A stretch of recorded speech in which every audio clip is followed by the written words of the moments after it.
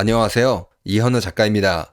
지금 하루빨리 부동산 시장이 정상화되어야 합니다. 주택 가격이 젊은 사람들이 결혼하고 절약하면은 구매할 수 있는 그런 가격이 되어야 하는데요. 나라의 미래를 위해서라도 주택은 투기의 대상이 되면은 안 됩니다.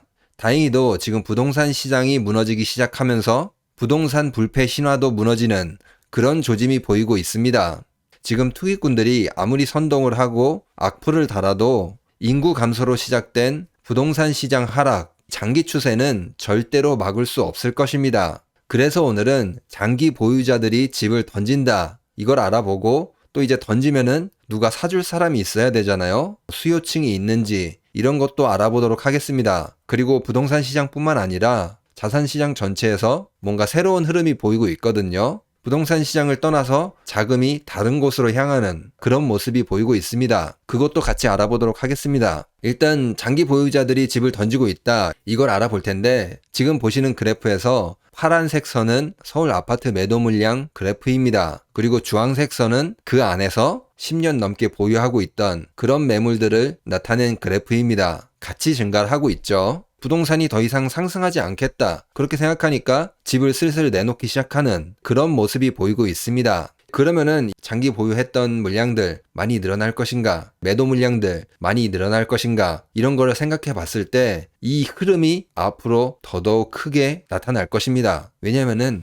전체 주택 중에 누가 많이 보유하고 있나 이런 것을 봤을 때 50세 이상이 전체 주택의 66.4%를 들고 있습니다. 이들이 앞으로 주택을 어떻게 할 가능성이 높다? 시장에 내놓을 가능성이 높습니다. 내용을 조금 더 자세히 들여다보면은 주택을 보유하고 있는 사람들 중에서 50대가 25.2% 가장 많습니다. 그리고 60대가 22.1%, 40대가 21.7%, 그리고 70대가 11.7%, 30대가 10.1% 이 정도로 주택을 서로 나눠서 보유하고 있습니다. 50세 이상이 사실 대부분 가지고 있는 거죠. 그런데 이제 제가 왜 50세 이상이냐 이걸 말씀드렸냐면은 우리나라 퇴직 연령이 50.5세라고 합니다. 공무원 아니 이상에는 사기업에 다니면은 어떻게 돼요? 50이 넘어가면은 회사에서 나오게 될 가능성이 많이 높습니다. 그래서 제가 50세 이야기를 꺼낸 겁니다. 부동산을 가장 많이 가지고 있는 50세 이상들이 퇴직을 할 나이라는 겁니다. 50세에 퇴직했다고 편하게 놀고 먹을 수가 있을까요? 아니죠. 이때 자녀가 대학 가거나 공부를 조금 더 하거나 결혼을 하거나 목돈이 들어갈 일들이 많이 남았습니다. 60대도 약간 비슷하죠. 60대에도 자녀들이 결혼합니다. 이제 목돈이 들어갈 수가 있어요. 그때 어떻게 된다는 거예요? 보유하고 있는 집을 내놓게 될 수밖에 없다. 그렇게 된다는 거예요. 또 내놓을 수밖에 없는 게 50대하고 60대의 현금 보유 비율, 부동산을 제외한 금융자산 이런 것들의 비율이 굉장히 낮습니다. 50대가 19.2%, 60세 이상이 14.7%. 그렇게 현금 보유 비율이 높지가 않아요. 50대 같은 경우에는 70.6%가 부동산 자산이고 또 60대 같은 경우에는 78.6%, 거의 80% 가까이가 부동산으로 자산을 들고 있습니다. 현금 보유 비율은 낮고 부동산은 많이 들고 있고 이 상태에서 50세 넘어서 소득 기반이라고 할까요? 이런 것들이 흔들리게 되면은 던질 수밖에 없다 그 말입니다. 또 이제 50 넘어서 퇴직해서 재취업하기 힘들면은 창업한다고 돈을 마련하기 위해서 집을 팔아야 되는 그런 사태도 올 수 있죠. 그러면 이제 누가 받아줄 사람이 있는지 이런 걸 살펴봐야 되겠죠. 보시면은 제가 빨간색 선으로 칠해놨는데 위에 부분이 50에서 70세 그리고 밑에 보시면은 20에서 39세 이 정도 나이대를 제가 표시를 했습니다. 왜냐면은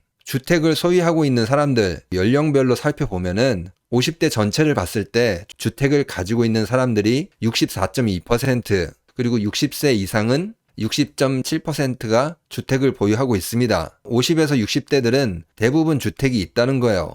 그런데 밑으로 내려와서 봤을 때 30에서 39세는 주택을 가지고 있는 비율이 37.7% 비교적 낮습니다. 30세 미만 같은 경우에는 11.2%만 주택을 소유하고 있습니다. 그러니까 39세 이하 이 사람들이 50, 60대의 물량을 받아줄 수 있다 그 말이에요. 40에서 49세는 이들도 받아줄 수 있긴 한데 여기는 이미 주택 보유 비율이 거의 60%가 됩니다. 이미 구매한 사람들이 많이 있기 때문에 아무래도 39세 이하보다는 적습니다. 그러니까 40대는 빼고 그 위아래로 체크를 했습니다. 50대, 60대 물량을 20, 30대가 받아야 되는데 그 절대적인 인구가 보시더라도 어때요? 확연히 줄어듭니다. 다 받아줄 수가 없습니다. 그러니까 이제 절대적인 숫자가 적다는 거예요. 일단. 그리고 혼인도 많이 감소를 하고 있습니다. 2023년 조금 늘었다고 하는데 그래도 19만 건 그렇게 많이 안 됩니다. 진짜 결혼 안 하는 그런 시대가 됐습니다. 그만큼 수요도 감소한다 그 말입니다. 그럼 이제 1인 가구가 살 것이다. 가구 수는 많아진다. 1인 가구가 받아줄 것이다. 이렇게 이야기하는 사람들이 있는데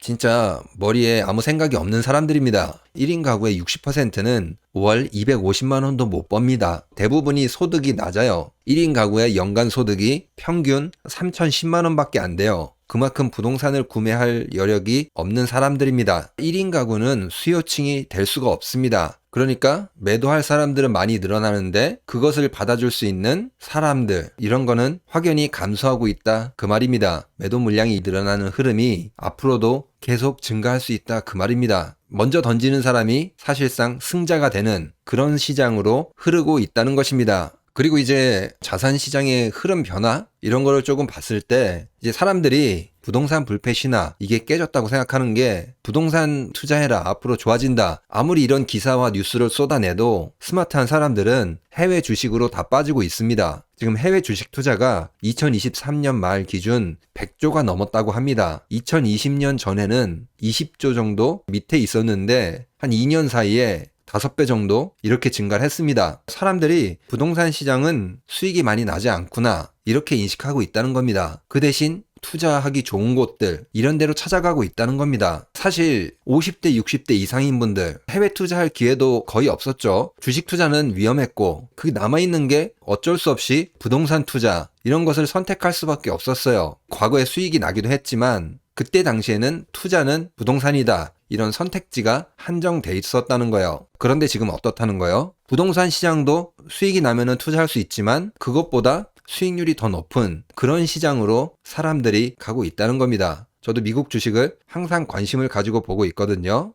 이와 관련된 내용은 공부를 하는 대로 별도로 영상을 만들어서 업로드 하도록 하겠습니다. 그러면 오늘 내용을 정리하면은 장기 보유자들 이렇게 던지고 있는데 아무래도 10년 이상 장기 보유하려고 하면은 50세 이상이겠죠. 사실상 주택시장의 큰 손이다. 66.4%를 보유하고 있다. 이들이 던지기 시작했는데 뭐와 맞물리면서 퇴직이라든지 이런 거와 맞물리면서 부동산을 시장에 내놓을 수밖에 없다. 현금 보유 비중이 굉장히 낮기 때문이다. 하지만 받아줄 사람은 지금 많이 줄고 있다. 앞으로 받을 수 있는 40세 이하 이 인구들이 50대 비해서 많이 적다. 절대적인 수요 숫자가 감소한다. 거기에 혼인도 감소하고 있기 때문에 주택에 대한 수요 계속 감소할 수밖에 없다. 그걸 알아보았고 1인 가구는 아예 생각도 하지 말자. 왜냐? 1인 가구의 평균 소득이 3,010만 원밖에 안 된다. 60%가 월 250만 원도 못 번다. 그렇기 때문에 실제로 수요층은 될 수 없다. 그걸 알아보았습니다. 그리고 자산시장에서 일어나고 있는 흐름, 해외 투자 그만큼 부동산 시장이 외면받고 스마트한 투자자들은 수익률이 더 높은 곳으로 이동하게 될 수밖에 없다. 그런 것을 알아보았습니다. 오늘 영상을 마치기 전에 계좌 후원을 해주신 최명식님, 김동환님, 김강섭님, 제인님, 김국배님, 작가님 힘내셔요님 정말 감사합니다. 소액 후원도 정말 큰 힘이 됩니다. 앞으로도 도움이 될 수 있는 영상을 만들 수 있게 작은 후원 해주시면 감사하겠습니다. 그러면 오늘 영상은 여기서 마치도록 하겠습니다. 구독과 좋아요 부탁드립니다. 감사합니다.